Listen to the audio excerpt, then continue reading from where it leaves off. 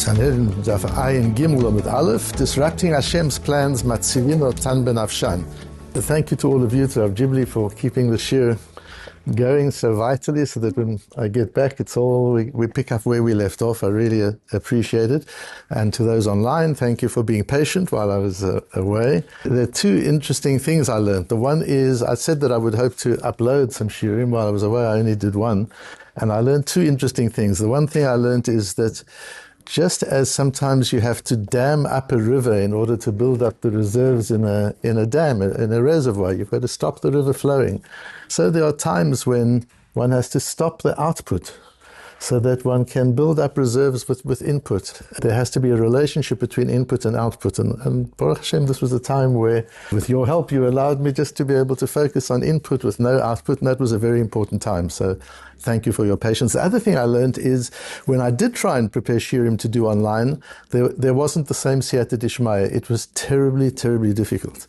So I learned that as much as I value every person around the world that's listening to the shiurim, every person is precious and I feel very close to everybody. You who brave the cold every morning and come and actually sit here, you're the cause of the siyata dishmaya. Even though the shir would go out to the hundreds and hundreds of people online, I didn't have the siyata dishmaya. I have the siyata dishmaya when you're here. So you should know what a koach and a schus it is that the siyata dishmaya flows through you to enable me to do whatever I'm able to do, and thereby for it to get out to the hundreds of people around the world.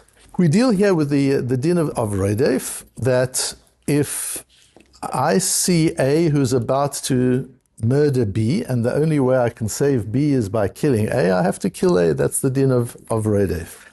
And there's a philosophic difficulty with that halacha. If everything is in the hands of Hashem and everything is predetermined by Hashem, then if B is about to die at the hands of A, who's about to murder B, who am I to intervene in Hashem's plans?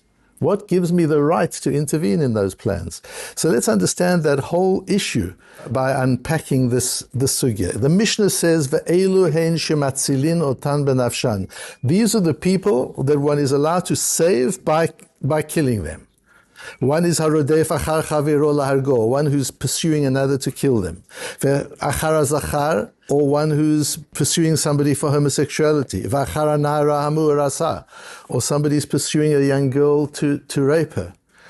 Aval harodef achar behema, but if it's pursuing an animal to do an act of bestiality, v'amechalel et hashabbat, or somebody's about to be mechalel Shabbos, to profane the Shabbos, v'oved avodah zorah, or to serve idolatry, ein matzilin otan b'nafshan, you can't save them by killing them. By the wording of the Mishnah, it seems to be clear that what we're talking about is not saving the victim from the perpetrator, because the other cases are victimless crimes. We're talking about the behema, chilul Shabbos, avodah zorah. There is no victim. Why are they even put into the same category? So it would seem, as Rashi in fact says, Elu hen shematzilin otan b'nafshan, shematzilin otan min ha'aveira, we save them from themselves. It's not about saving the victim, it's about saving the perpetrator from committing an act of murder. That's what it is, really. Then the Mishnah makes sense. These are the people whose souls you can save by killing them. Then the Gemara goes on, and the Gemara says, where does this come from? And the Gemara learns from Na'ara Me'urasa. From the case of rape, we learn the case of murder. And the wording of the Gemara is interesting, because it says, Ma na'ara ha'mu'urasa nitan lahatzila benafsho. Here it says, so you see, with a na'ara ha'mu'urasa, a young girl who's betrothed and somebody wants to rape her, you can save her by killing him. So clearly the reason that we're allowed to kill him is to save her. And Tosfos says it's all very confusing. On one side, it seems to be clear that we're talking about the victim. In one case, we seem to be talking about the perpetrator. Either way is difficult. Either the Mishnah is difficult or the Gemara is difficult. And the Ran says much the same thing. Rashi interweaves the two in a way that a lot of people have a lot of difficulty with, but we'll see the brilliance and the beauty of Rashi. The Ran says there are two different ways of learning this. There are two different issues here, and there's a difficulty with either way. Either you can say, I'm saving the perpetrator from his own crime. By killing him, I'm making sure that he doesn't commit a murder. Or you can say, I'm saving the victim from being murdered by the perpetrator. Two different ways of learning, and they both have their difficulties, are the Ran and Tosfos. Rashi brings them all together because he says quite clearly in the Mishnah, Eilu shematzilin otan min ha'avira. B'nafshan nitno lehareg l'chol adam. Anybody is permitted to kill the perpetrator. Why? Kedei lahatzilan min ha'avira. To stop the perpetrator from committing a sin. That's why you're allowed to do it. Then Rashi goes on to say, Lo nitan lahatzilo benafsho ela midavar shehu erva veyesh ba kalon ufigayim l'nirdav. However, you can't just kill anybody who's about to do an avera. You can only kill a person who's about to do an avera if an avera involves a sexual act which damages the dignity of the victim. If there's a victim who's going to be severely damaged in reputation, then you can kill the perpetrator if the act that is about to be committed is a sexual act. What about murder? There's no, that's not a pgam. Says Rashi, Rotzeach, we see in the Gemara, we learn directly through a hekesh. It's as if it's written specifically, so there are two different dinim. There's the case of murder and there's the case of rape. The outcome is the same. In both cases, you can kill the perpetrator, and the reason for doing so is to save the perpetrator from sin. But the source is a different source. We learn it out in different ways.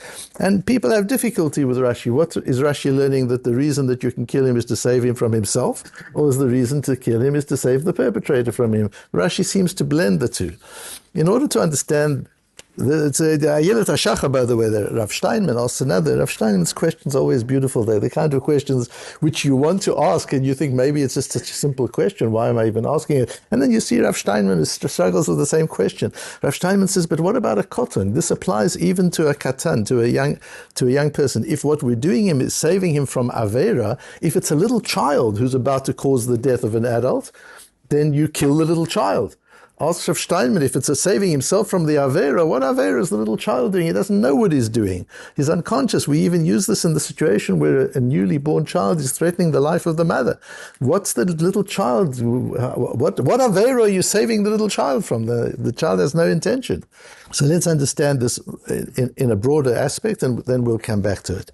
The issue is clarified in a machlokes Rambam and Ramban about why the Egyptians deserve to be punishment after Hashem told Avraham in the Brit Bein HaBetarim, Va'avdum v'inu otam.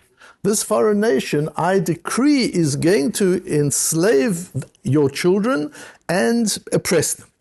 So this was decided by Hashem. If this was decided by Hashem, asks the Rambam, how does Mitzrayim get punished? And there's a beautiful Rambam in the beginning of the 8th parak of the Shmone Prokim. The Rambam wrote 8 essays as an introduction to Pirkei Avot. And in Mishnah Torah, the Rambam gives us halacha.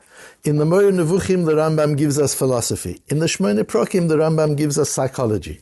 And of course, they all interlink. Shemona Prokim is just a beautiful and magnificent and very important piece of Rambam to learn these 8 essays. And in the 8th essay, he asks the question. And he says, the reason is, says the Rambam, there is no such thing as I had no choice. There is no such thing as I was forced to do it. It was decreed that I would do it. It was beshit that I would do it. Says the Rambam, Hashem doesn't punish averot that you didn't have the free choice to decide to do. If Hashem made it impossible for you to do anything but the wrongdoing, He won't punish you for it because you didn't make a choice. And if you did a mitzvah, if you were forced to do a mitzvah, there was no choice in doing the mitzvah, you get no merit for the mitzvah. So the Rambam's principle, which he has here, and he has also in Hilchos Tshuva in the 6th parak, the Rambam says everybody is free to make a choice. Yes, we have a tendency, the Rambam says, you might be born with a tendency to be violent. You might be born with a tendency to be lazy. But it's not decreed. You can overcome your nature and you can master yourself and you can make your own choices and you're responsible for your own choices. So why then do the Mitzrim get punished? Answers the Rambam, because nobody said each Egyptian has to do it. Hashem just gave a general thing. There is going to be a nation, but you chose to be the nation. You chose to be the individual to oppress this particular Jewish person. You didn't have to do that. And you can say in all situations it clearly was Hashem's will that a nation such as Germany would come and would do the terrible things that it did, but it didn't have to be Germany. The choice that we'll be the ones that you're responsible for. Each Nazi that killed a Jew, you chose to do that.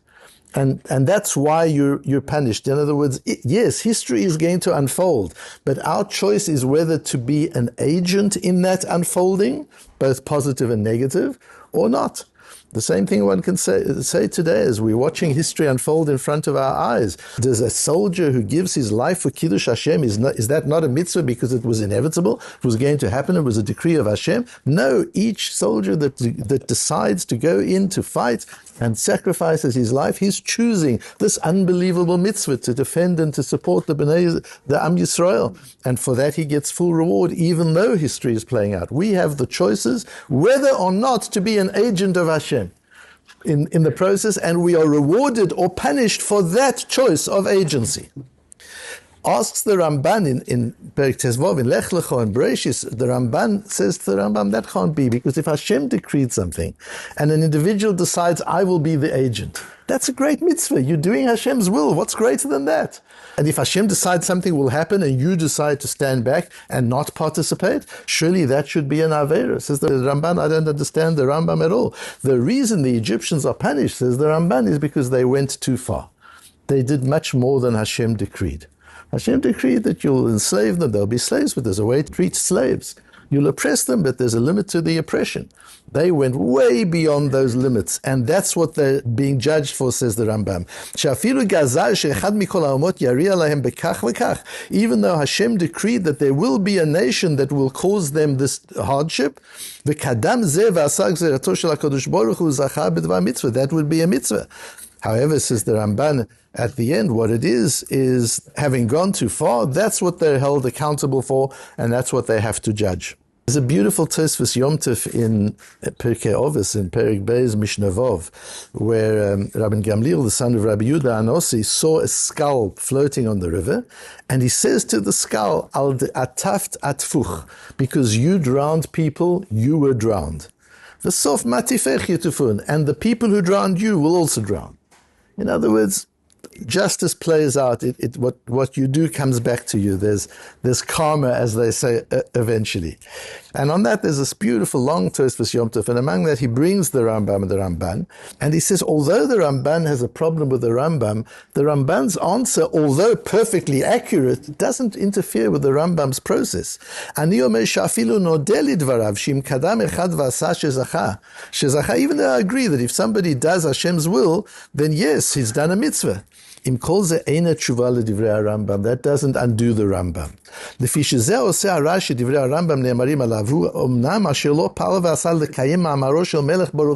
Because the person doing the wrong isn't doing it with the intention of fulfilling Hashem's will. He's not doing it l'shem mitzvah. And even if we say mitzvot einan tzrichot kavana, even if you say a mitzvah doesn't need kavana, but for sure, if your intention is against the mitzvah, it certainly isn't a mitzvah.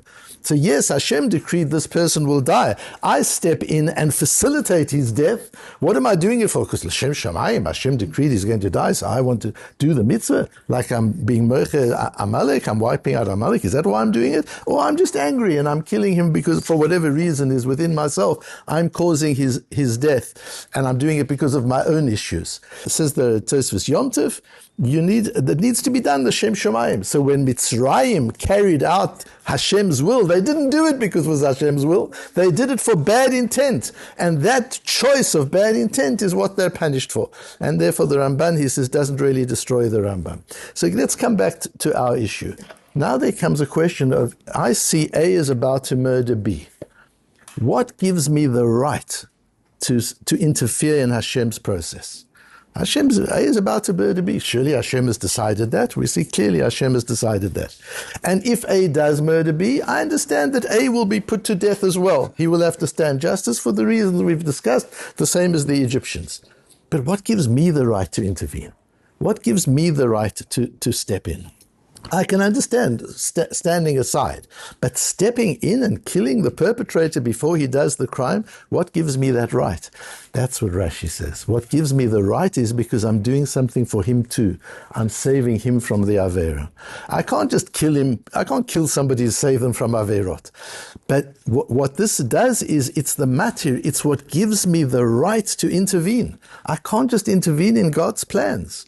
In this particular case of A about to murder B or A about to rape B, in that particular case, I can intervene. Why? Because in addition to saving the victim, I'm also saving the perpetrator. I'm saving the perpetrator from himself, which is sometimes our biggest enemy is ourselves.